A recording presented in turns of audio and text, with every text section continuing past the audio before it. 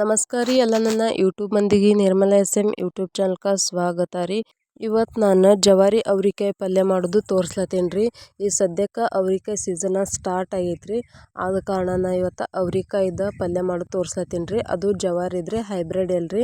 ಆದಷ್ಟು ಜವಾರಿ ಐಟಮ್ ತಿನ್ನಕ್ಕೆ ನೋಡ್ರಿ, ಯಾಕಂದ್ರೆ ಅದ್ರಾಗಿರುವಂಥ ನ್ಯೂಟ್ರಿಷನ್ ಪ್ರೋಟೀನ್ ಎಲ್ಲ ಸಿಗ್ತೈತ್ರಿ. ಆದ್ರೆ ಅದು ಹೈಬ್ರಿಡ್ ಒಳಗೆ ಅಷ್ಟೊಂದು ಸಿಗೋದಿಲ್ಲ.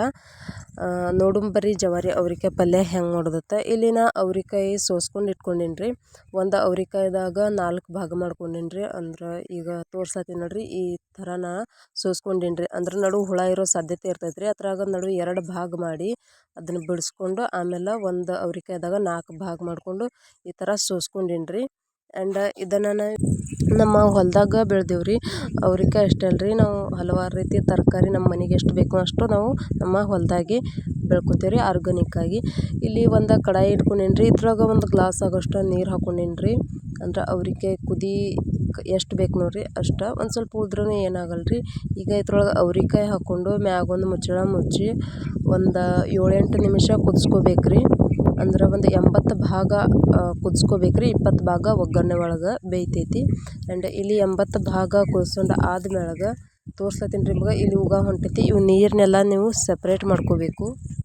ವಿಡಿಯೋದಾಗ ನೋಡ್ಲತ್ತೀರಿ ನೀವು, ಈ ರೀತಿ ಕುದ್ಮೇಲೆ ಕಲರ್ ಚೇಂಜ್ ಆಗವು. ಇಲ್ಲೇ ಕೈಯಿಂದನೇ ಈಗ ಒಂದು ಅವ್ರಿಕಾಯಿನ ಹಿಂಗೆ ಒತ್ಕೊಂಡು ನೋಡ್ಲತ್ತೀನಿ ರೀ. ಇದು ಜಸ್ಟ್ ಈ ಥರ ಮಾಡಿದ್ರೆ ಸಾಕು ರೀ. ಆ್ಯಂಡ್ ಇವಾಗೆಲ್ಲ ಅವ್ರಿಕಾಯಿನೂ ಸಪ್ರೇಟ್ ಮಾಡ್ಕೊಂಡೀನಿ ರೀ. ನಾ ಒಂದು ಪಾತ್ರೆ ತೊಗೊಂಡೀನಿ ರೀ. ಇವು ಎಕ್ಸ್ಟ್ರಾ ನೀರು ಇಲ್ದವ್ರಿ.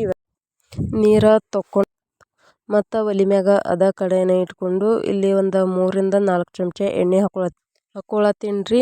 ಆಮೇಲೆ ಒಂದು ಗಡ್ಡೆ ಬೆಳ್ಳುಳ್ಳಿನ ಸುಲಿದು ಸಣ್ಣಗೆ ಜಜ್ಜಿ ಅದನ್ನ ಹಾಕ್ಕೊಳತ್ತೀನಿ ರೀ. ಇದಕ್ಕೆ ಜೀರಿಗೆ, ಸಾಸಿವೆ, ಕರಿಬೇವು, ಕೊತ್ತಂಬರಿ ಇದನ್ನೆಲ್ಲ ಹಾಕೋ ಅವಶ್ಯಕತೆ ಇರಲ್ಲ ರೀ.